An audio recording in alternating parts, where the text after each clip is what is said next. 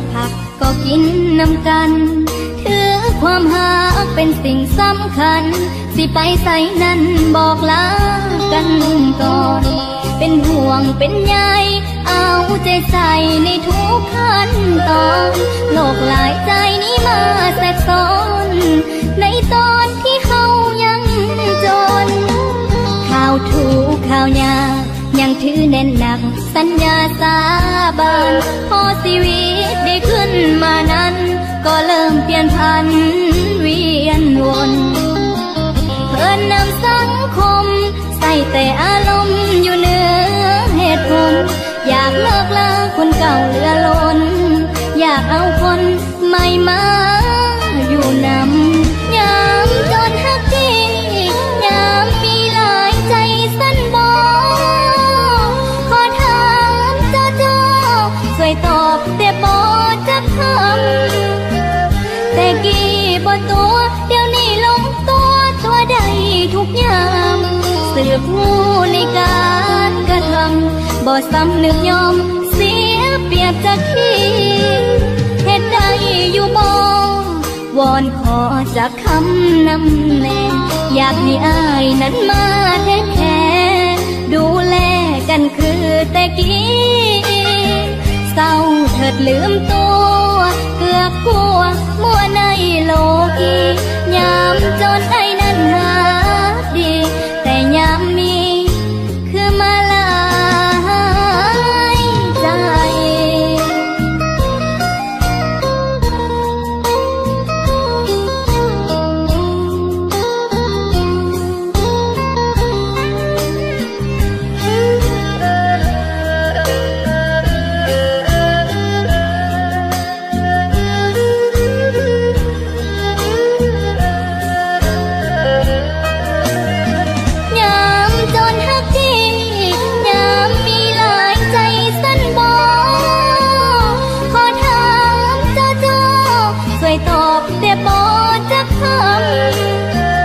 แต่กี่บ่ตัวเดี๋ยวนี้ลงตัวใด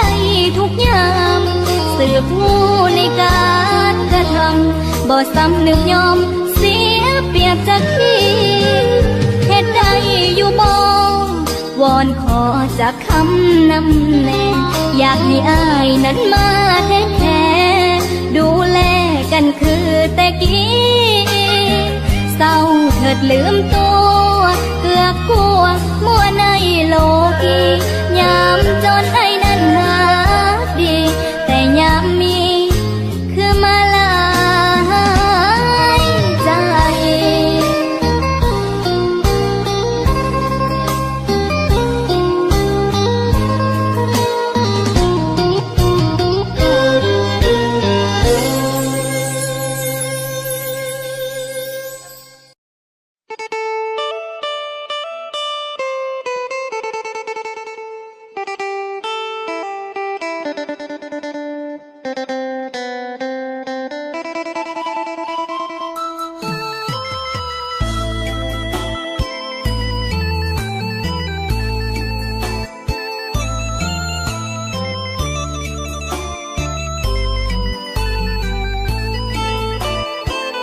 ย่านอา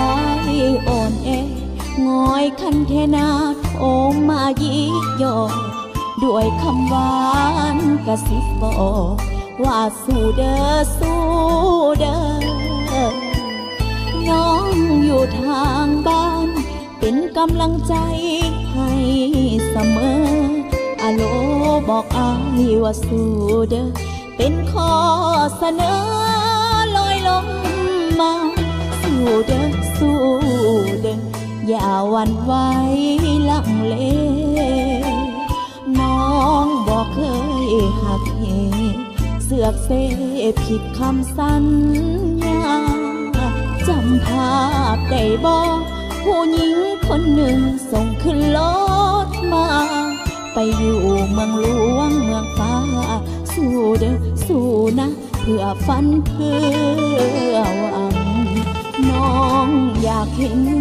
มือขวาน้องป้อนไข่อายน้องอยากเห็นมือซ้ายอายป้อนไข่น้ำอยาก เห็นผ้าควันมีเท่าแก่แค่คนอ้อมข้างอยากเห็นแขนเท่าแขนนางจับจูงเข้าเฮือนหอวิวาห์ยานอายอ่อนเองอยคันเทนาโอมายิกโยหยาดเหงื่อกำลังไหลออกทุกหยดหยาดมีความหมายนะคนอยู่ข้างหลังเป็นกำลังใจอยู่นะเพื่อวันแต่งวันวิวาห์สู้เด้อสู้เด้อสู้เขานะ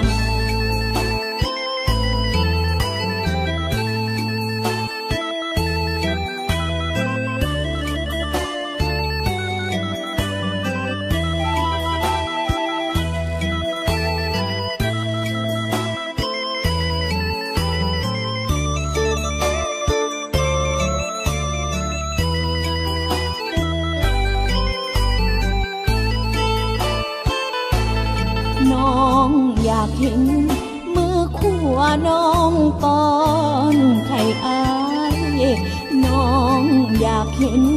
มือซ้ายอายป้อนไข่นางอยากเห็นผ้าควันมีเท่าแก่แค่คนอ้อมข้างอยากเห็นแขนเท่าแขนนางจับจูงเข้าเฮือนหอวิวาห์ยานอายอ่อนเองอยคันเทนาโอ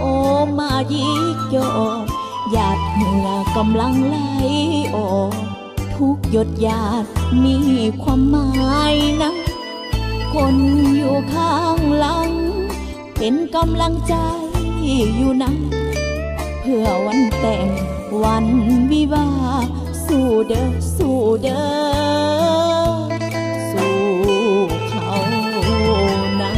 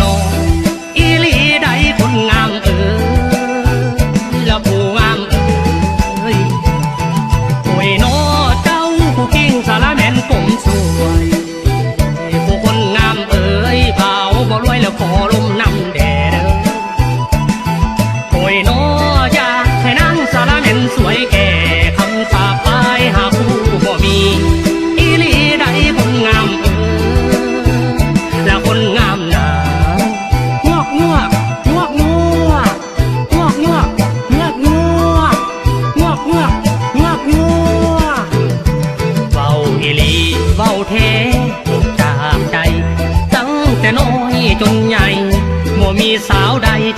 จะเหลียวมองเที่ยวจีบสาวใดสุดท้ายว่ามีเจ้าของหัวใจสายสี่ห้องสิขาดคู่ครองเรื่อยมา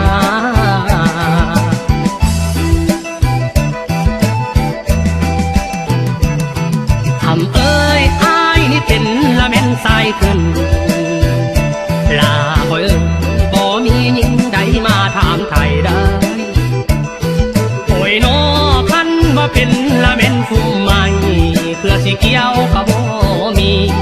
อีหลีใดคนงามเอ้ยละคนงามหนาโอ้ยน้ออ้ายนี่เหมือนดังควายถึกน้อยลาบ่เอ้ยลงห้อยนั้นแม่นภาคแม่ได้โอ้ยน้อมีแต่ห้องละแม่นเว่เว่หากินปูนั้นก็บ่มีอีหลีใดคนงามเอ้ยละคนงามหนาคำเอ้ยว่าสิลงละแม่นกินข้าว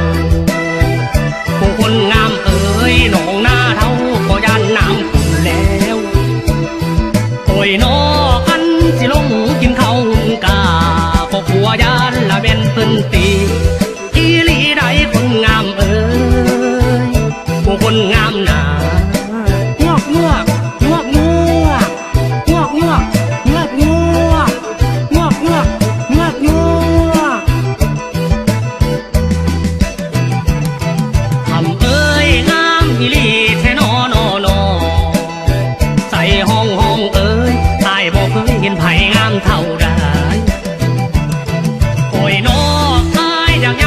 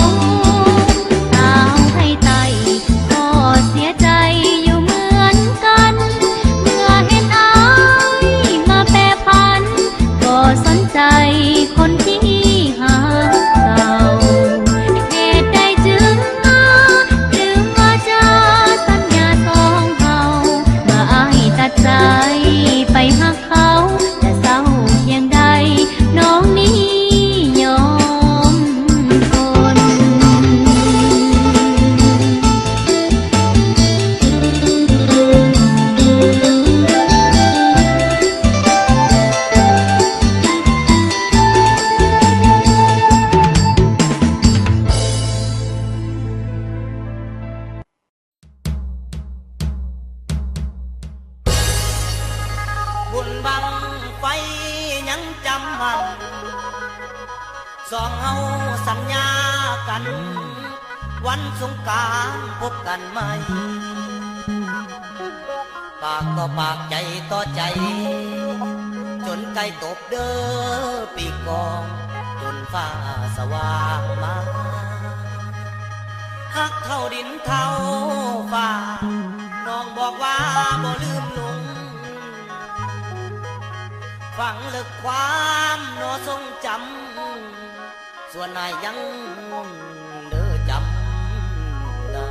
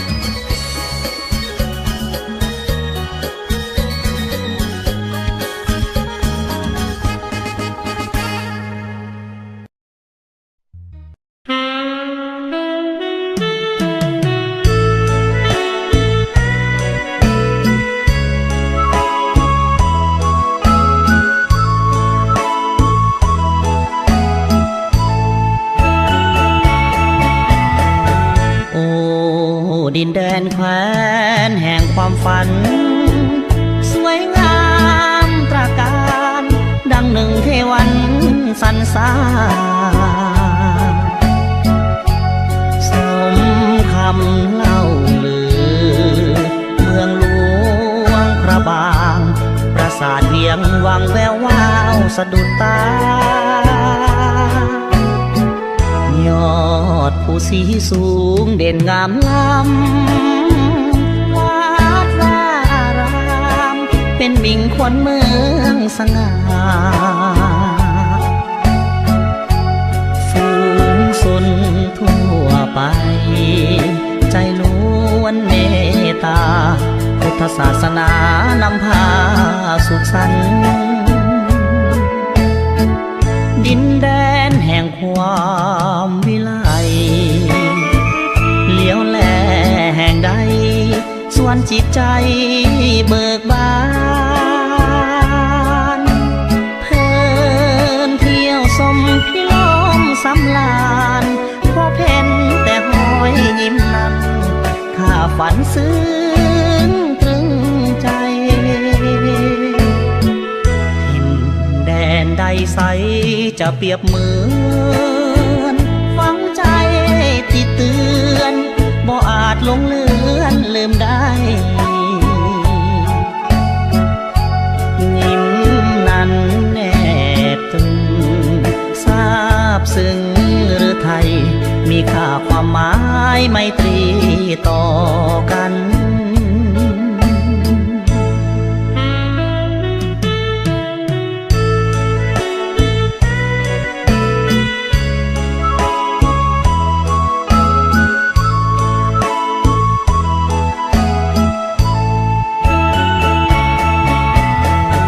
ดินแดนแห่งความวิไลเลี้ยวแลแห่งใด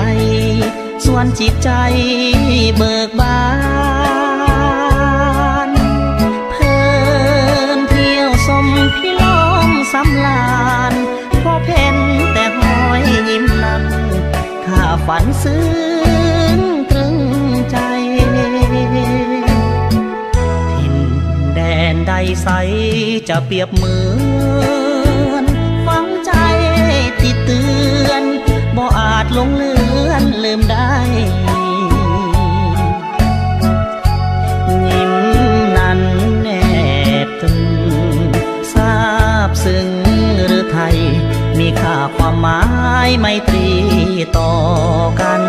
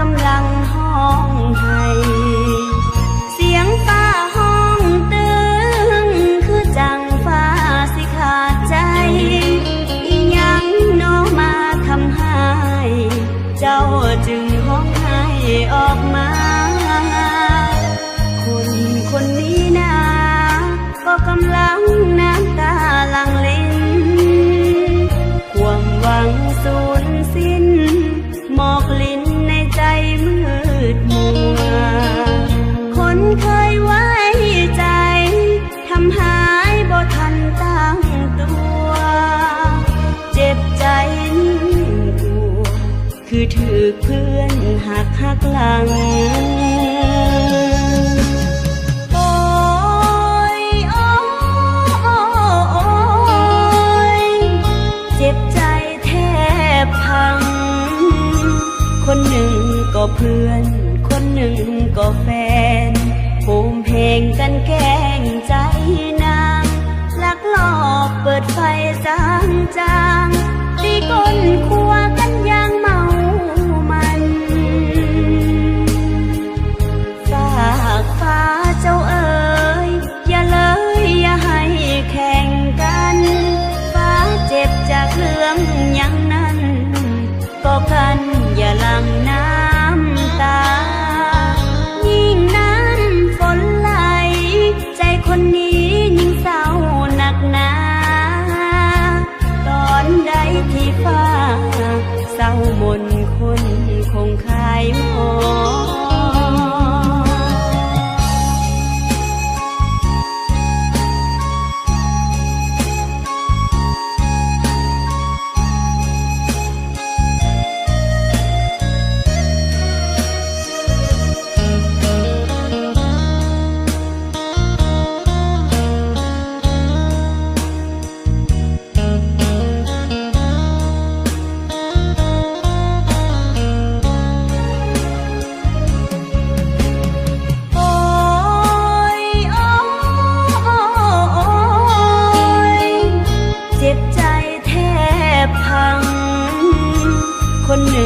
ก็เพื่อนคนหนึ่งก็แฟ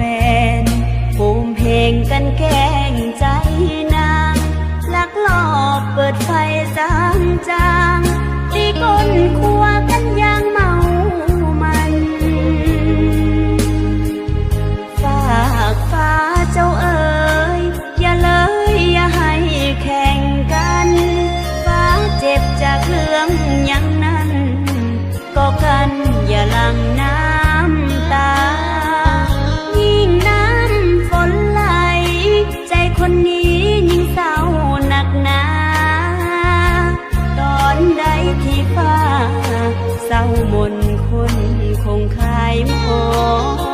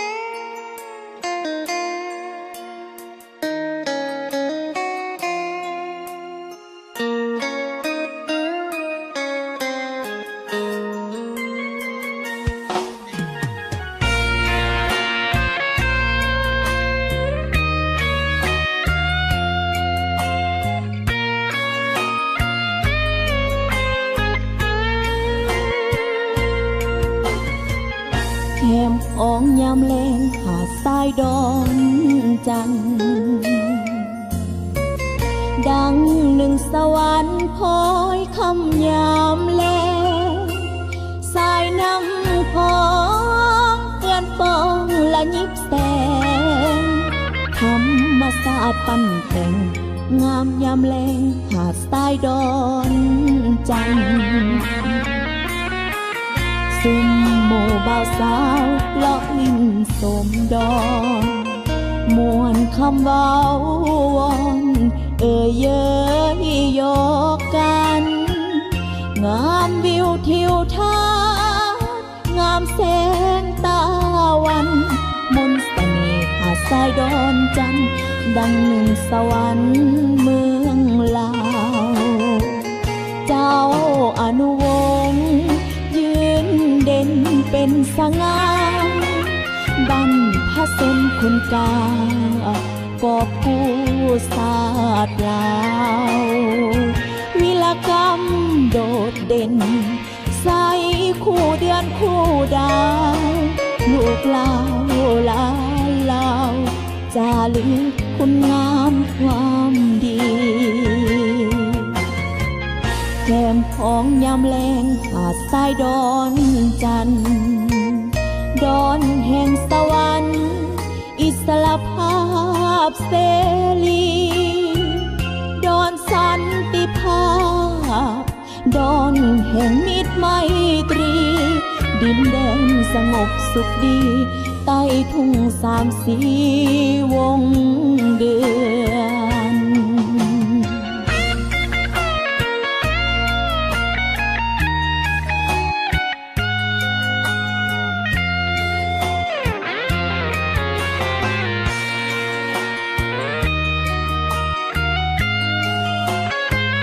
เจ้าอนุวงศ์ยืนเด่นเป็นสง่าบันพะเซนคุณกากอบผู้ศาสตร์ลาววิลกรรมโดดเด่นใส่คู่เดือนคู่ดาวลูกลาวลายลาวจารึกคุณงามความดีแก้มของยามแลงหาดทรายดอนจันทร์ดอนแห่งสวรรค์อิสระภาพเสรีดอนสันติภาพดอนแห่งมิตรไมตรีดินแดนสงบสุขดีใต้ทุ่งสามสีวงเดือนดินแดนสงบสุขดีใต้ทุ่งสามสีวงเดือ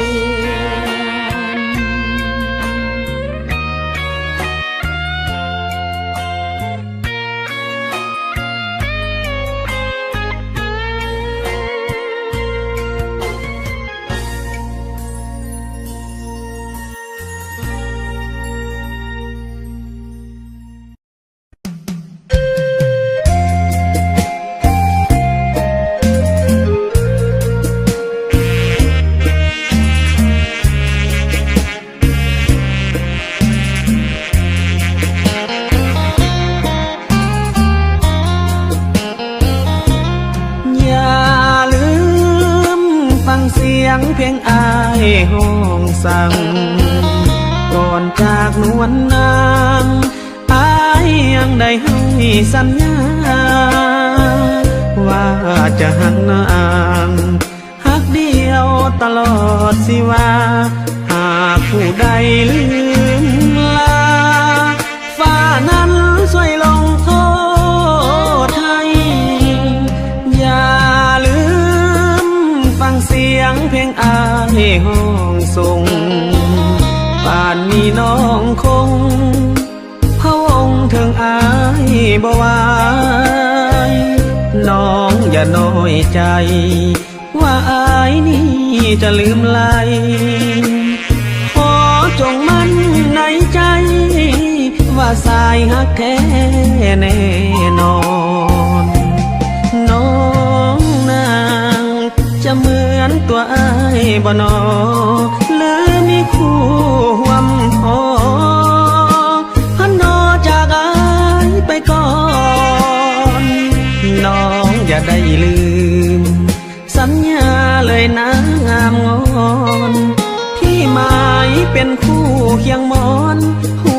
บังอ่อนตลอดสิว่าอย่าลืมฟังเสียงเพลงอายเสียก่อนก่อนจะเข้านอนห้องวอนมากล่อมนิทานน้องจงได้นอนฝันดีเถิดนะแก้วตาขอน้องอย่าลืมลาสัญญาสองเฮาเดินหน้า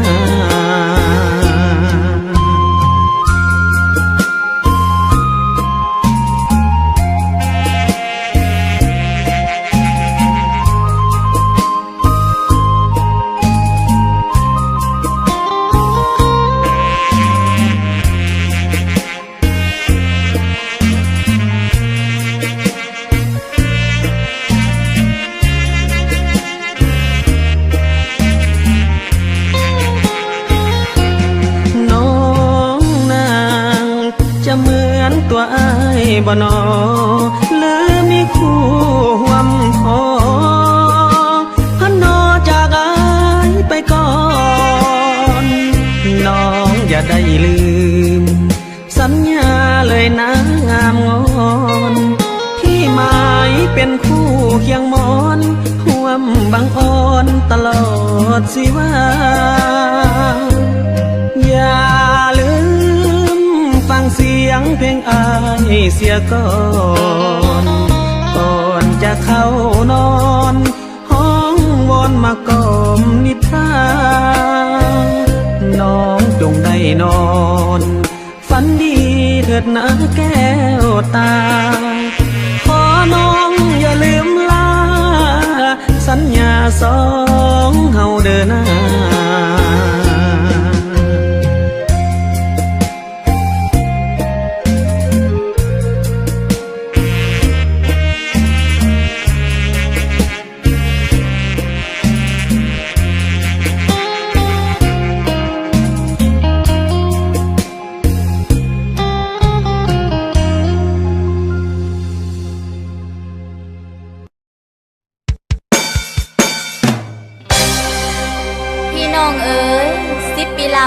20 ปีลำจังเห็นองค์มายามมังบาดว่าเขาขึ้นเหล่าจังเห็นเจ้าเทือเดียวดอกกระเจียวกระจนแหล่จึงเห็นแว่มาไม้สบายดีพี่น้องมิตรหมอแค้นแฟนหมอลำที่เคารพฮักทั้งหลายที่ให้กำลังใจตุ๊กตาสาลิกาทองเลยมามื้อนี้เศร้าคณะสาลิกาทองขอก้มกราบแล้วขอฝากไว้ในอ้อมอกอ้อมใจของทุกท่านขอเป็นลูกในบ้านเป็นบ้านในสวนของพ่อแม่พี่น้องเฮาเมื่อสุขุสุคนเด้อบัดนี้ก่อนสิเข้าล่ำสิงล่ำยาวมอบให้น้องนางหางเครื่องเฮาเจ้าให้พี่ให้น้องเฮาเบิ่งกันละกันเจ้า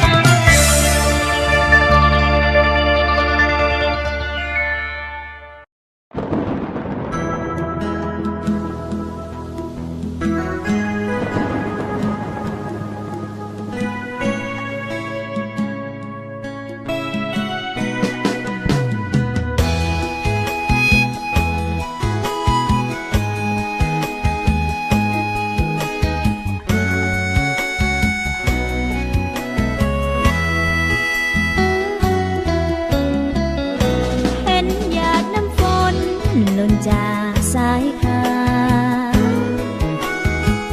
เหมือนหยดน้ำตายามฟ้าสะอื้นฟ้าคงจะปวดดวงใจสุดฝืนฟ้าคงสะอื้นมองหมุนจนซ้ำสวงในฟ้าโกรธเคืองไผจึงแอบละทมหรือว่าฟ้าตรงเป็นแผลหัวใจหรือมีความผิดอารมณ์หวั่นไหวหรือคนหักนายฟ้าจึงได้หลั่งน้ำตาดินอยากสาอยากเซ็ดน้ำตาฟ้าหลังแต่เกรงฟ้าสั่งว่าดินต่ำกว่าฟ้าดินยังหวังตั้งใจเอาไว้ว่าแม้นฟ้าสิ้นคนปรารถนาจงน้อมลงมาดินจะประคองฟ้าอย่าโศกสันอย่าหวั่นเกรงกลัวดินจะสร้างตัวเป็นภูเขาทองฟ้าคงจะสุขยามเฮาเคียงสองฟ้าคงใสสองสิ้นความมองมนหรือไทย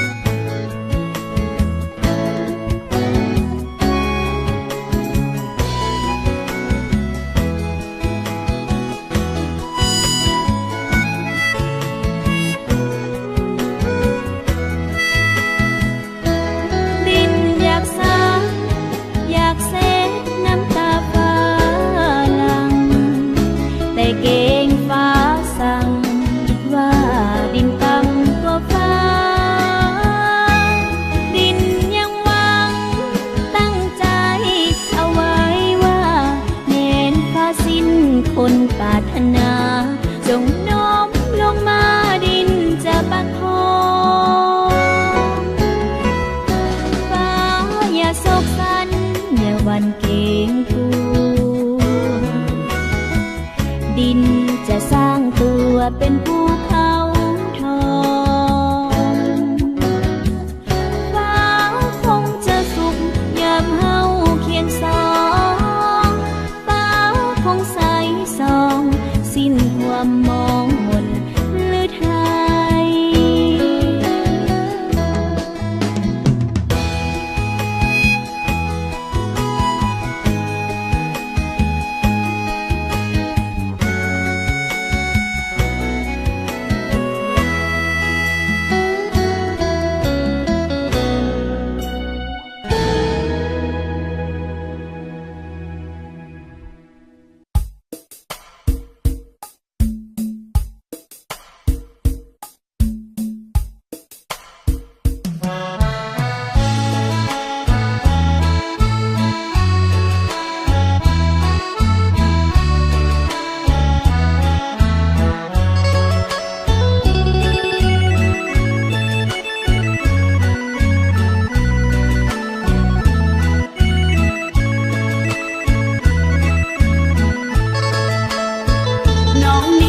มักเฮ็ดเพราะคิดว่าเฮ็ดมีแคลเซียม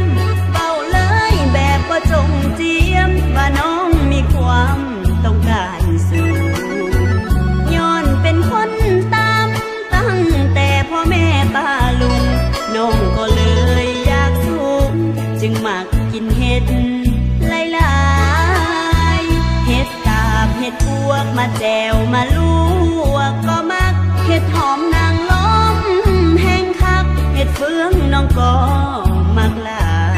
ยเห็ดเพาะเห็ดมันมาอ่อมใส่แกงหน่อไม้เบามาแล้วน้ำลายไหลอยากเอาเข้าบายใส่ถ้วยเห็ดตั้งแต่รุ่น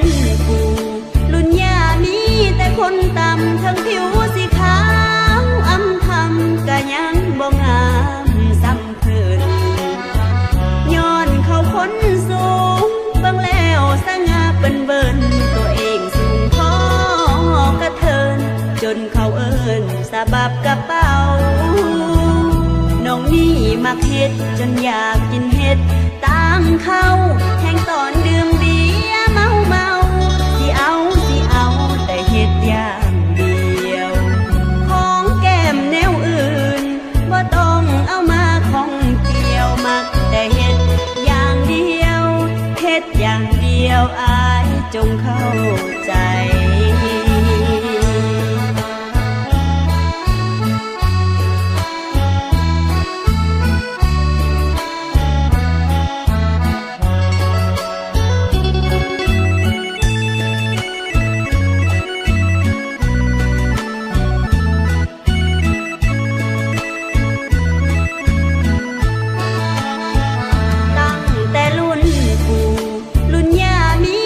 คนตำทั้งผิวสีขาวอำทำก็ยังบ่งามซ้ำเพิ่นย้อนเขาคนสูงเบิ่งแล้วสง่าเบิ่นตัวเองสูงพอกระเทินจนเขาเอิ้นสะบับกระเป๋าน้องนี่มักเฮ็ดจนอยากกินเฮ็ดต่างเข้าแทงตอนดื่มเบียร์เมาสิเอาแต่เฮ็ดอย่างเดียว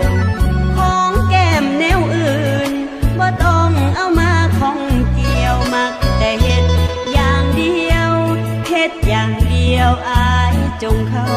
ใจ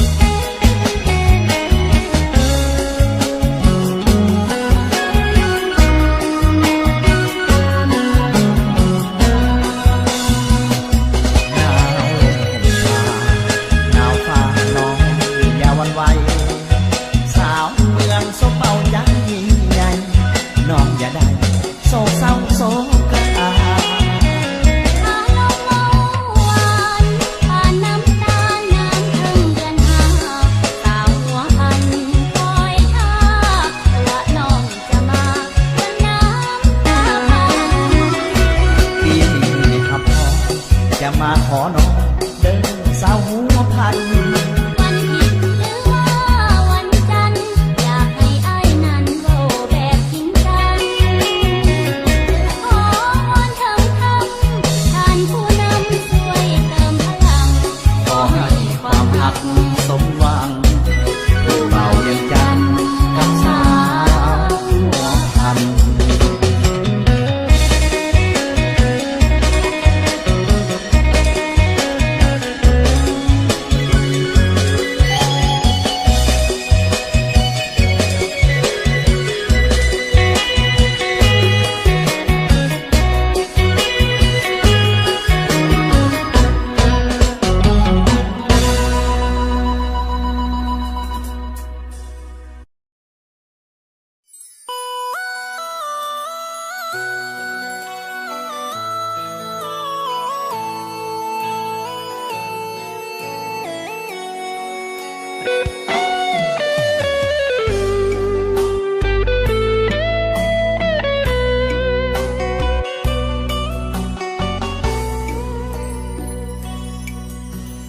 เหงาใจน้องขี้เหงาสายข้าห้องเศร้าโดดเดียวดายอยู่คนเดียวเป่าเปลี่ยวหัวใจคิดไปหลายเรื่องปัญหาเหงาคืนนี้น้องเศร้าอิสาดาวยังเคียงคู่ฟ้าฝากลมถามเป็นยังบ่มาหูบ่ว่าคืนนี้น้องเหงาอยากให้อ้ายมาทุกคืนอยากให้มายืนเคียงข้างสมดาวมาเป็นกองไฟคลายเหงายามหนาวมาเป็นเพื่อนเบาแก่เหงาสนทนาเหงาใจน้องขี้เหงาสายขาห้องเศร้าเหงาง่อยเววาอยู่คนเดียวแสนเปลี่ยวเอกาอยากให้อายมาคือคืนผ่านมาอยากให้อายมาคือคืนผ่านมา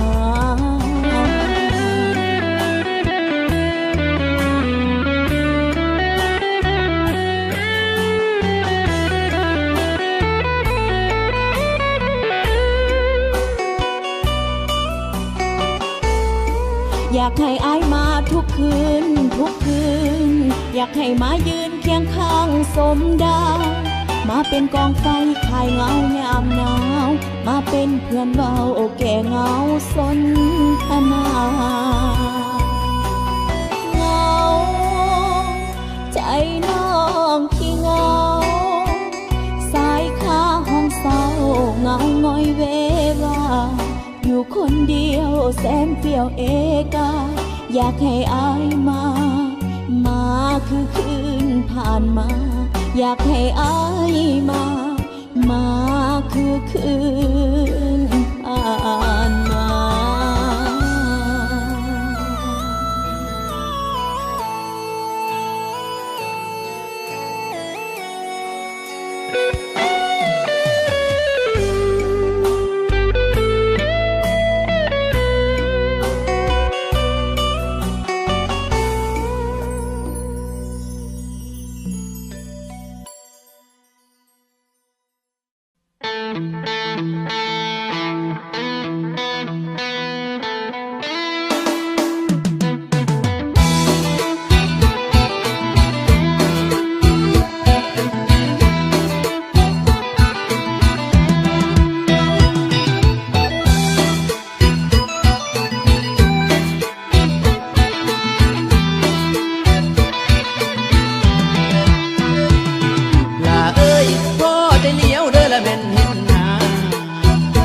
คนงามเอ่ยเข้ามานั้นยิ้มปล่อยหน่อยได้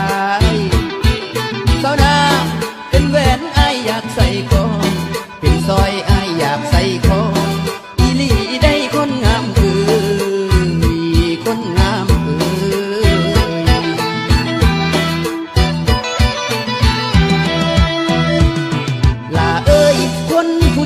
ละเป็นทั้งเจ้าคนผู้งามเด้อละเป็นทั้งเจ้า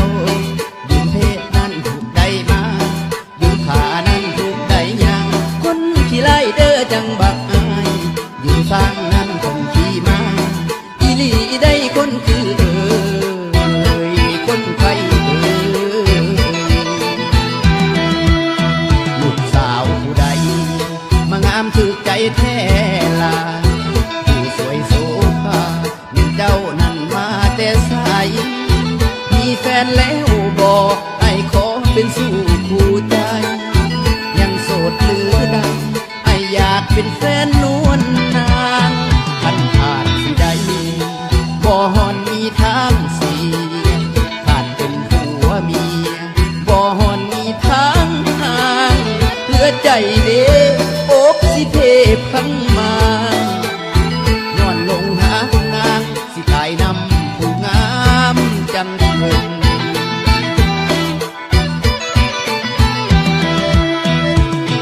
ลาเอ้ยแม่นแต่เงาะเด้อละแม่นหูหายบ้าใบนั่นกะทาสายยังได้สมเด้อละแม่นเฮียงสองหลดจะนาแม่นนางน้อยลาเอ้ยขึ้นบ่มักไอ้กะบ่เว้าบ่เอาไอ้กะบ่ว่าย้อนว่าหักน้องเจ้าเท่าฟ้าจึงมาเกี่ยวแม่นเหนียววอนอีหลีได้คนงามเอ้ยคนงามเอ้ย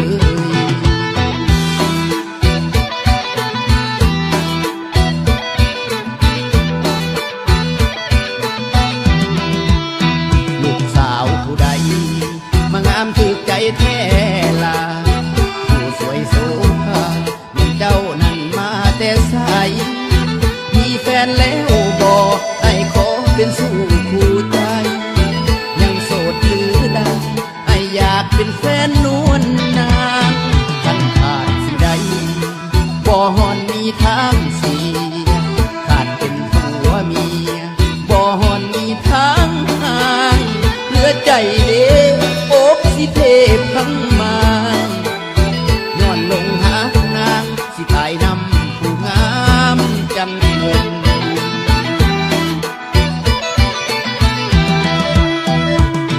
ลาเอ้ยแม่นแต่เงาะเด้อละแม่นหูหายบ้าใบนั่นกะทาสายยังได้สมเด้อละแม่นเฮียงสองรถกะนาแม่นนางน้อย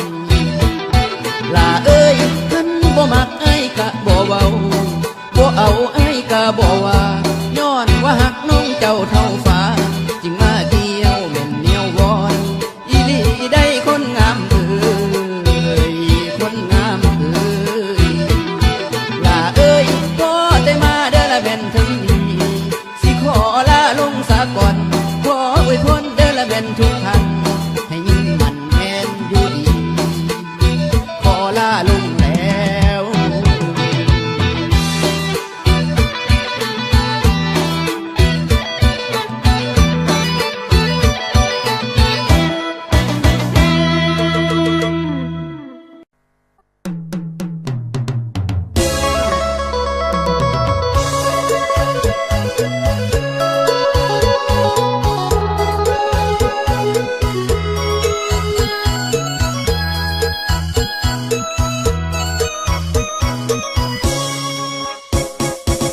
ใส่บอกว่าหา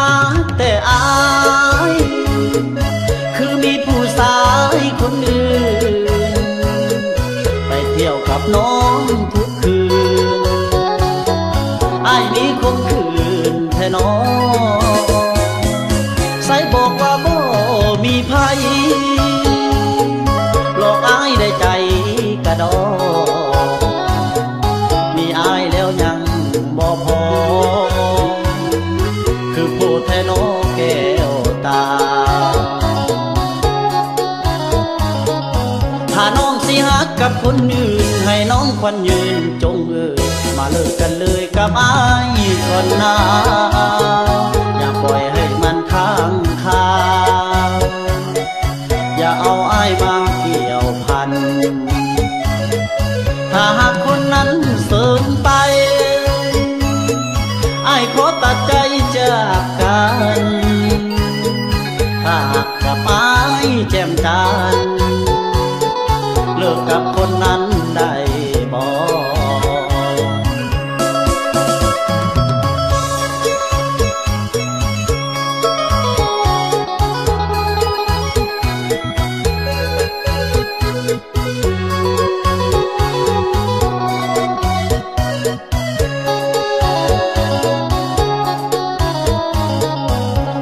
สิฮักกับคนอื่นให้น้องควันยืนจงมาเลิกกันเลยกับอ้ายก่อนนะอย่าปล่อยให้มันค้างคาอย่าเอาอ้ายมาเกี่ยวพัน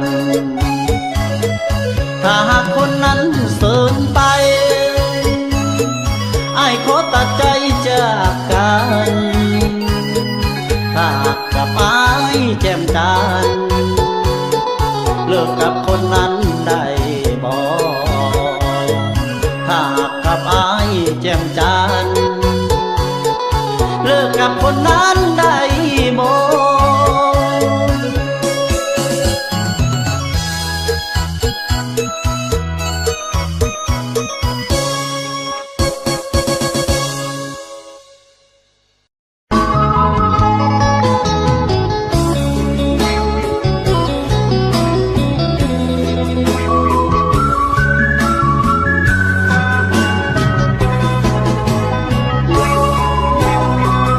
คนฮักเจ้าเอ่ยก่อนเคยฮักกัน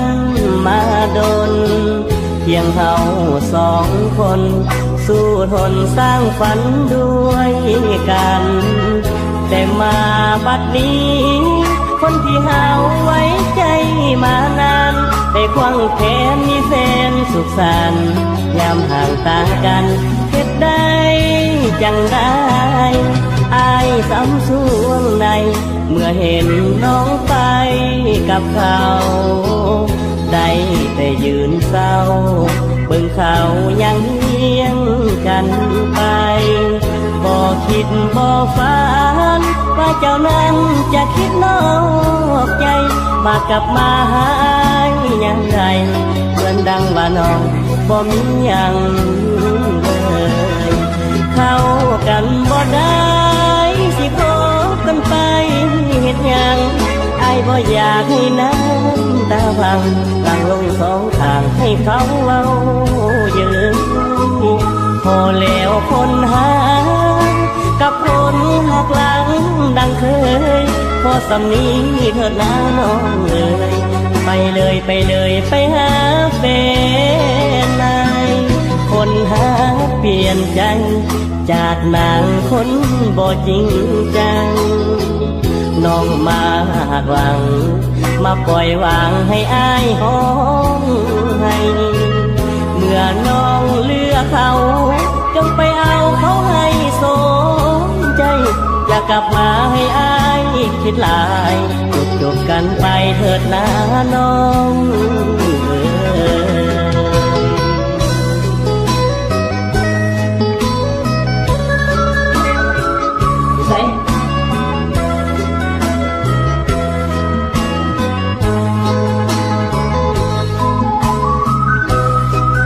น้องอยู่ใส่ น้องนอนอยู่ห้องนี้แหละ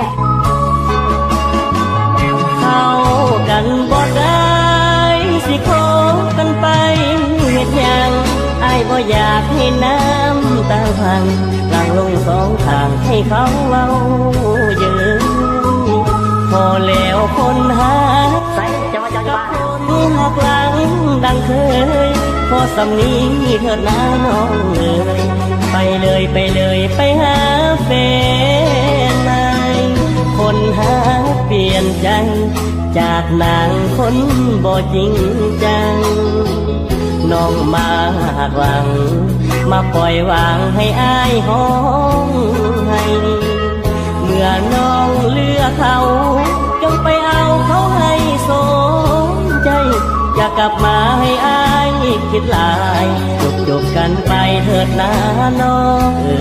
ยอย่ากลับมาให้อ้ายคิดหลายเข้ากันบ่ได้สิคบกันไปเฮ็ดหยัง